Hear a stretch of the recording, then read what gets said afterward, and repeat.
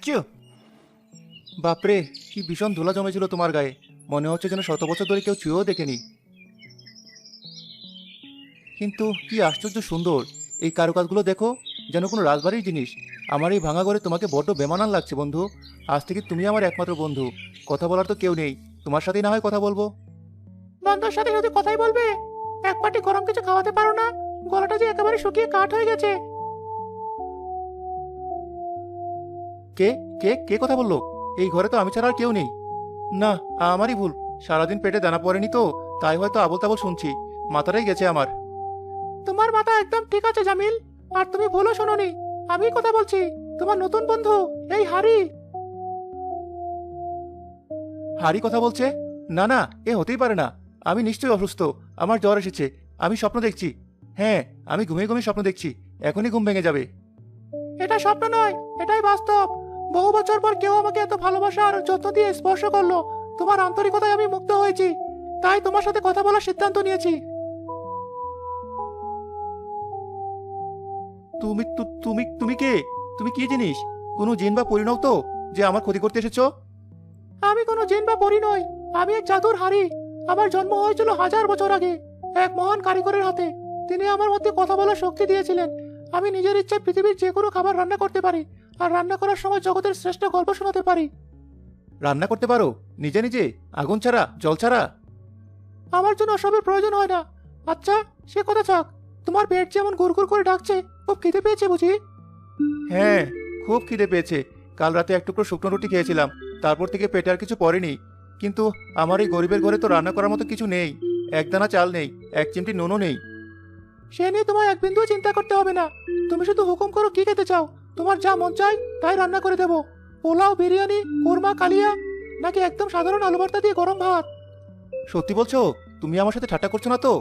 আমার মতো গরিবের সাথে এমন মজা করাটা কি ঠিক? আমার মতো জ্ঞানী হারি কি কখনো ঠাট্টা করে? একবার পরীক্ষা করে দেখো। প্রথমবার, তাই কোনো দাম লাগবে না। তাহলে আমার জন্য একটু গরম ভাতের সাথে ঘন করে মসুর ডাল আর একটা আলু সেদ্ধ করবে, যদি তোমার কষ্ট না হয়। অনেকদিন এমন সাধারণ খাবারও খাই না। ব্যাস, এই সামান্য আবদার? এ তো আমার কাছে এক মুহূর্তের কাজ, এক্ষুনি হয়ে যাবে। তুমি শুধু ওই কোনায় গিয়ে আরাম করে বসো আর আমার গল্প শোনো। এক দেশে ছিল এক বেজায় বোকা রাজা। তার ছিল 3 চালাক মন্ত্রী। একদিন রাজা ঠিক করলেন তিনি আকাশে উড়বেন। কিছুক্ষণ পর ঘরটা রান্নার অপূর্ব সুগন্ধি ম ম করতে থাকে। এই নাও, তোমার খাবার তৈরি। ধোয়া ওটা গরম ভাত, লেবু আর কাঁচা লঙ্কা দিয়ে মাথা গরম ডাল, আর সাথে সর্ষের তেলে মাখানো আলু সেদ্ধ। এবার কে বলো তো কেমন হয়েছে রান্না? আহ, এত অমৃত! এমন স্বাদ আমি আমার জীবনে কোনোদিনও পাইনি।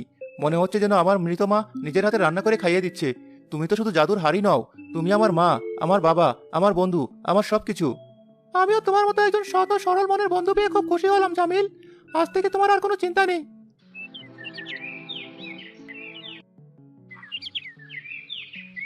জামিল, বাবা ঘরে আছিস নাকি? আছি চাচি, ভেতরে আসুন। কি ব্যাপার, সকাল সকাল আমার কথা মনে পড়লো যে? তোর কথা তো সব সময় মনে পড়ে বাবা, কিন্তু আজ তোর ঘরের পাশ দিয়ে যাচ্ছিলাম, এমন চমৎকার একটা গন্ধ পেলাম যে না এসে পারলাম না।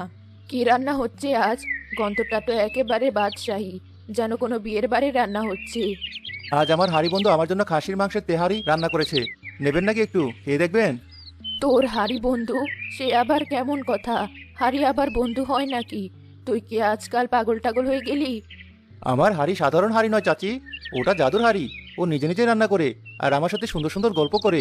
ওই তো এখন আমার সবকিছু। বলিস কি, জাদুর হাড়ি? সর্বনাশ! দেখ বাবা, তুই ছেলেটা বড্ড সরল, দুনিয়ার মারপ্যাচ বুঝিস না।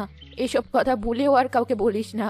এই গ্রামে ভালো মানুষের চেয়ে লোভী আর হিংসুটে লোকের সংখ্যাই বেশি। কখন কার নজর লেগে যায় বলা তো যায় না। নিজের ভালো জিনিস সবসময় লুকিয়ে রাখতে হয়। আপনি একদম চিন্তা করবেন না চাচি, আমি আপনাকে ছাড়া আর কাউকে বলিনি। আপনি তো আমার মায়ের মতো, আপনার কাছে কিসের লুকোচুরি? নিন, এই বাটিতে করে আপনার জন্য একটু তেহারি তুলে দিই। খেয়ে দেখবেন আমার বন্ধুর হাতে রান্না কেমন। সৃষ্টিকর্তা তোর ভালো করুক বাবা। নিজে না খেয়ে থাকলেও অন্যের মুখে অন্ন তুলে দেওয়ার মনটা যেন তোর সারা জীবন থাকে। আমি চলি, কিন্তু আমার কথাটা মাথায় রাখিস, সাবধানের মার নেই। অদূরে একটা বড় গাছের আড়াল থেকে সব কথা কান পেতে শুনছিল গ্রামের সবচেয়ে ধনী ও লোভী লোক রায়হান। তাহলে এই হচ্ছে আসল রহস্য, জাদুর হাড়ি। আর আমি বোকার মতো ভাবতাম এই হতভাগা ছেলেটা নিশ্চয়ই কোথাও চুরিচামারি শুরু করেছে। তাই তো ওর ঘর থেকে রোজ এমন রাজকীয় খাবারের গন্ধ আসে। পরদিন দুপুরে জামিল নদীতে স্নান করতে গেলে সেই সুযোগে রায়হান তার কুঁড়ে ঘরে ঢুকে। এই তো সেই হাড়ি, কি সুন্দর দেখতে, একেবারে সোনার মতো চকচক করছে। আজ থেকে তুই আমার সোনার হাড়ি, আমার ভাগ্য বদলে দেওয়া জাদুর চেরাগ। আমাকে নিচে নামাও চোর। তোমার নোংরা লোভী হাত আমাকে স্পর্শ করার সাহস কি করে হলো? তুমি আমার বন্ধু নাও, আমি তোমার সাথে যাব না। ওরে বাবা, তাহলে বুড়ির কথা অক্ষরে অক্ষরে সত্যি? তুই তো কথাও বলতে পারিস, তাহলে তো আরো মজা হবে। তুই এখন থেকে আমার গোলাম, আমি যা বলবো তাই করবি। চল আমার সাথে, ভালো ভালো চললে ভালো, নইলে এমন আছাড় মারবো তো সব জাদু নিমেষেই উড়ে যাবে। তুমি আমাকে ভয় দেখাচ্ছ মূর্খ? তুমি জানো না লোভের ফল কি সাংঘাতিক হয়? তুমি তোমার লোভের আগুনে নিজেই ছারখার হয়ে যাবে। এখনো সময় আছে, যেখানে ছিলাম আমাকে সেখানেই রেখে দাও, নইলে এমন পস্তাবে যে জীবনে আর কোনোদিন লোভ করার কথা ভাবতেও পারবে না। তোর মতো একটা জড়বস্তুর উপদেশে আবার কিচ্ছু যায় আসে না। তোর কাজ রান্না করা, তুই রান্না করবি, বাকি সব আমি বুঝবো। চল বলছি, বেশি কথা বললে তোর মুখ আমি বন্ধ করে দেবো। তোর বকবকানি শোনার জন্য আমার জন্ম হয়নি। রায়হান হাড়িটা নিয়ে নিজের বিশাল বাড়ির দিকে রওনা দেয়।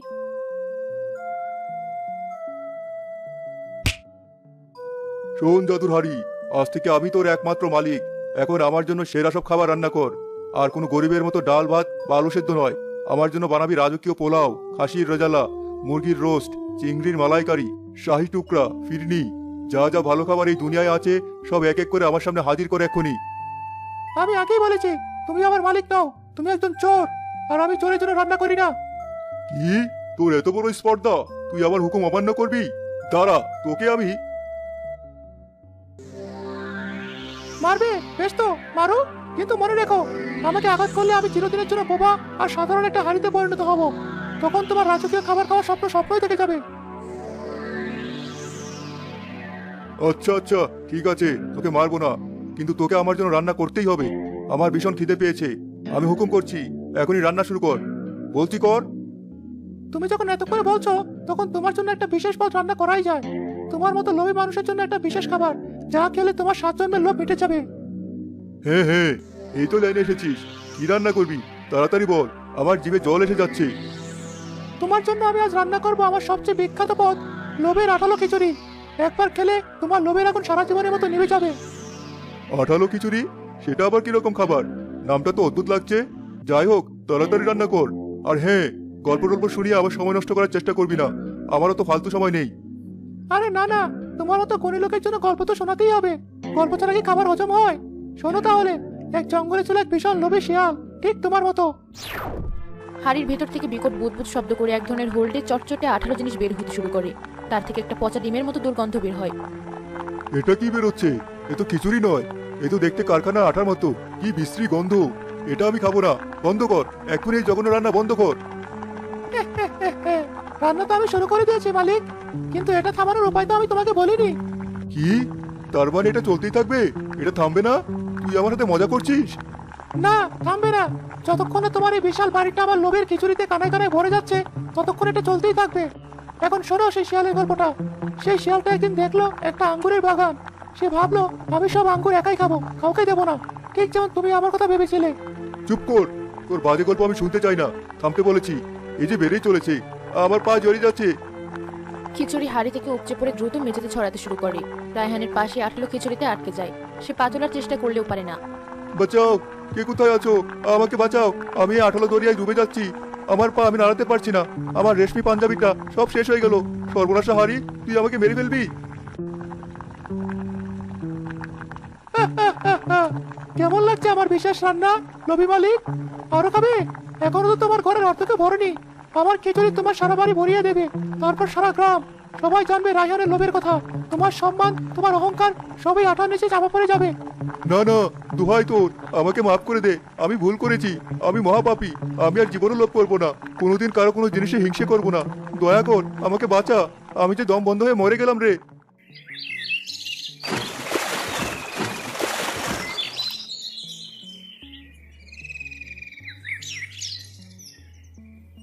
বন্ধু, আমি ফিরে এসেছি।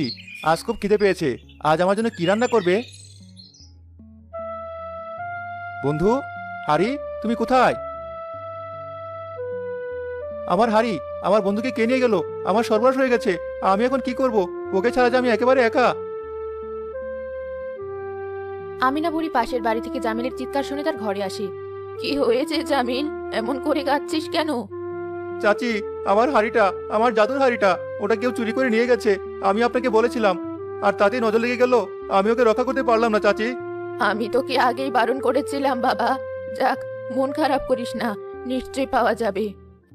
আচ্ছা, ওদিক থেকে এত গোলমালের শব্দ আসছে কেন? রায়হানের বাড়ি থেকে না? চল তো গিয়ে দেখি কি হয়েছে। আমার মনটা কেন যেন কুডাকছে। আমার মনে হচ্ছে তোর হাড়ের সাথে এর কোনো সম্পর্ক আছে। জামিল আর আমিনা বলে দ্রুত রায়হানের বাড়ির কাছে গিয়ে দেখে ভেতর থেকে রায়হানের মরণ চিৎকার শোনা যাচ্ছে। বাঁচাও, বাঁচাও! জামিল ভাই আমার, তুই এসেছিস? তুই আমাকে বাঁচা। এই শয়তান সর্বনাশা হাড়িটাকে থামা। আমি তোর হাড়ি চুরি করেছিলাম। আমি মহাপাপী, আমি লোভী। আমাকে মাফ করে দে। এই হাড়িটাকে তুই ফিরিয়ে নিয়ে যা। আমি আর খিচুড়িতে দম বন্ধ হয়ে মরে গেলাম। আমার সব আসবাবপত্র সব নষ্ট হয়ে গেল। বন্ধু, এবার দয়া করে থেমে যাও। অনেক হয়েছে। লোকটা তার অন্যায় শাস্তি পেয়ে গেছে। আর কষ্ট দে না ওকে। শুধু তোমার কথাতেই থামলাম জামিল, নইলে এই লোভী লোকটার আরো অনেক শাস্তি পাওনা ছিল। রায়হান সেই আঠালো দুর্গন্ধময় খিচুড়ির স্তূপ থেকে কোনো মতে নিজেকে ছাড়িয়ে কাঁপতে কাঁপতে বেরিয়ে আসে। তার সারা শরীর ও দামি পোশাকে চটচটে খিচুড়ি লেগেছিল। জামিল পরম মমতায় তার প্রিয় হাড়িটা কোলে তুলে নেয়। জামিল, আর কোনোদিন আমার মনে লোভ বা হিংসা আসবে না। আমি আমার পাপের প্রায়শ্চিত্ত করব। তুই আমাকে ক্ষমা করে দে ভাই। আমি আপনাকে ক্ষমা করে দিলাম রায়হান চাচা, কিন্তু একটা কথা সারা জীবন মনে রাখবেন, লোভে পাপ আর পাপে বিনাশ। চলো বন্ধু, আমরা আমাদের ঘরে ফিরে যাই। আমারও আর এক মুহূর্ত এই লোভের বাড়িতে থাকতে ভালো লাগছে না। কি বিশ্রী জায়গা। চলো, তোমার ওই শান্ত ঘরটাই আমার জন্য শ্রেষ্ঠ।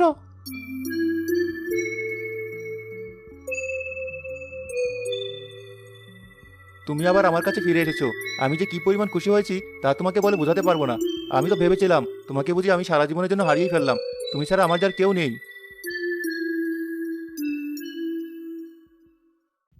তো গাইস, আসসালামু আলাইকুম। স্কিপ করে চলে যেতে পারেন কথা না শুনেও। তো ধন্যবাদ জানাবো সকলের ভিডিওটি সম্পূর্ণ দেখার জন্য। আর আপনাদের কাছে একটাই অনুরোধ থাকবে, চ্যানেলটি সাবস্ক্রাইব করে পাশে থাকা কিন্তু বেল আইকনটি বাজিয়ে রাখতে ভুলবেন না, কারণ এর জন্য আপনাদের জন্যই ভিডিওগুলো তৈরি করা হয়, আপনারাই দেখবেন। এই জন্য বলবো এখনই চ্যানেলটি সাবস্ক্রাইব করে আমাদের পাশে থাকেন। যখনই ভিডিওটা আপলোড হবে তখন যেন আপনারা দেখতে পারেন। এখন আপনাদের কাছে একটাই প্রশ্ন যে আপনারা কোন কোন সময় ভিডিওগুলো দেখেন, দেখতে পছন্দ করেন, সে ফ্রি টাইমটা আমাদের কমেন্ট বক্সে বলে যান, আমরা সেই টাইমটা আপলোড করবো আর কি। অসুস্থ আছে একটু। সকলে চ্যানেলটি সাবস্ক্রাইব করে পাশে থাকে বেল আইকনটি বাজে। যখন আপনাদের নিজস্ব কোনো গল্প থাকলে সেটা আমাদের কাছে দিতে পারেন, আমরা ভিডিওতে রূপান্তর করব। এটাই আমরা করে থাকি বেশিরভাগ অংশে। তো আপনারা এক্ষুনি বা দিতে পারেন। উম,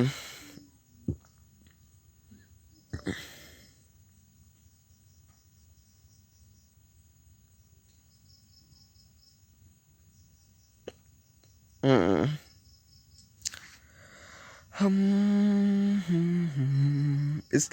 স্কিপ করে চলে যান।